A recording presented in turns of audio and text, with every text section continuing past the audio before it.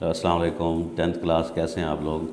آج آپ کا جو لیکچر ہے جی پاکستان کے اہم معاشرتی مسائل کہ پاکستان کے اہم معاشرتی مسائل کون سے ہیں اس کے بارے میں آج ڈسکس کرتے ہیں۔ تو پہلا مسئلہ ہے افراط آبادی۔ افراد کہتے ہیں زیادہ، یعنی کہ آبادی کا زیادہ ہونا افراط آبادی کہلاتا ہے۔ پاکستان کی تیزی سے بڑھتی ہوئی آبادی کے فی کس آمدنی پر منفی اثرات مرتب ہو رہے ہیں اور اس سے بچت کے مواقع کم ہو رہے ہیں اور معیار زندگی بھی گر رہا ہے۔ فی کس آمدنی یعنی کہ ایک بندہ جو ہے کتنی ایک سال میں کماتا ہے اسے فی کس آمدنی کہتے ہیں، ایک مہینے کی بھی کہہ سکتے ہیں یا ایک سال کی۔ تو اس سے جب آبادی بڑھ رہی ہے تو اس سے فی کس آمدنی کم ہو رہی ہے، بچت کے مواقع بھی کم ہو رہے ہیں۔ دوسرا افراط آبادی کے بعد ہے صحت و صفائی کی ابتر صورتحال۔ پاکستان میں صحت و صفائی کی ابتر صورتحال ہے، ابتر صورتحال یعنی خراب صورتحال کی وجہ سے مختلف بیماریوں سے ہر سال کئی قیمتی جانیں ضائع ہو جاتی ہیں۔ تو صحت و صفائی کی ابتر صورتحال کی وجہ سے بھی لوگ جو ہے بیمار ہوتے ہیں اور فوت ہو جاتے ہیں، تو ہر سال قیمتی جانیں ضائع ہو جاتے ہیں۔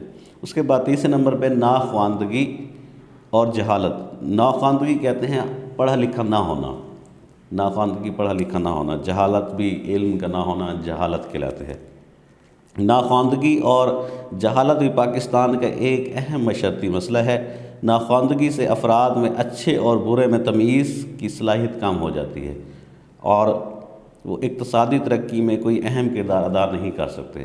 تو یہ بھی ہے کہ ناخواندگی ہے، لوگوں کا پڑھا لکھا نہ ہونا اور جہالت، تو یہ بھی جو ہے پاکستان کا ایک اہم معاشرتی مسئلہ ہے۔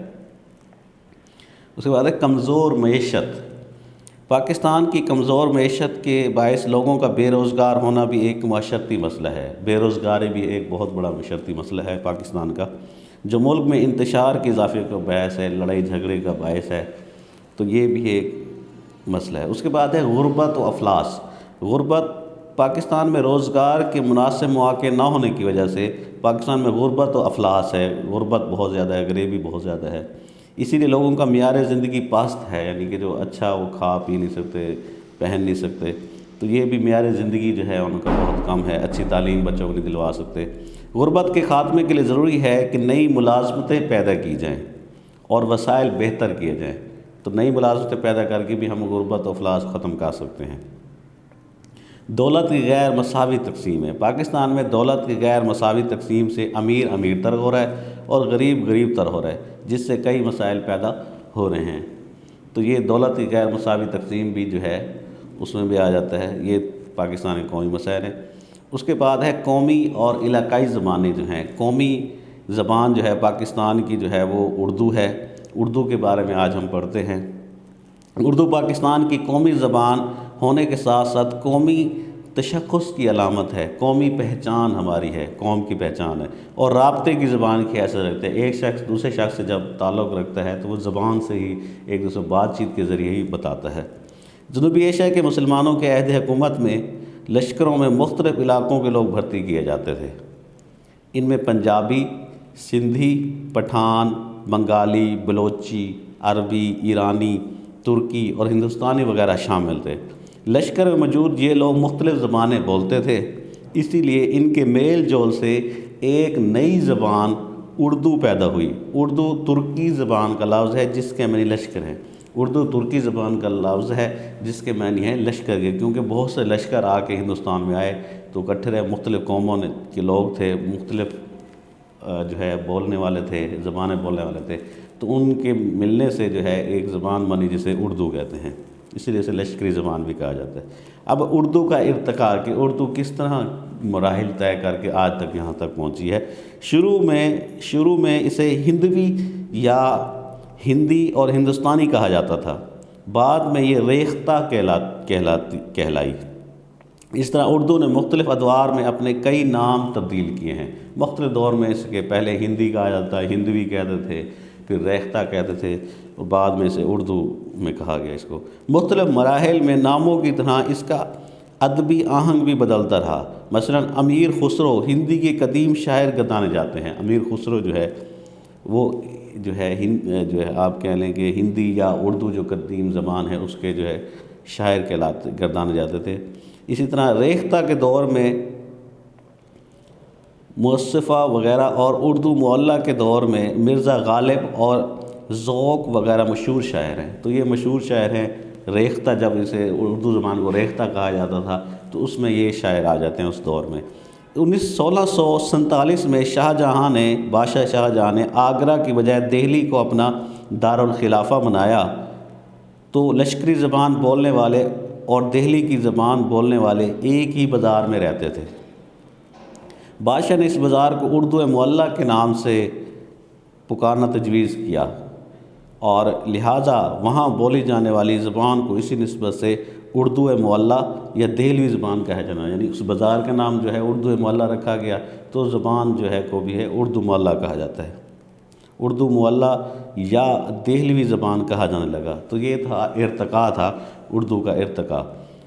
جب یہ زبان دکن اور گجرات، حیدرآباد دکن میں پہنچی اور گجرات شہر میں پہنچی تو اسے دکنی اور گجراتی کہا، یعنی دکن میں پہنچی تو دکنی زبان کہا جائے گا، گجرات میں گئی تو اسے گجراتی زبان کہا جائے گا۔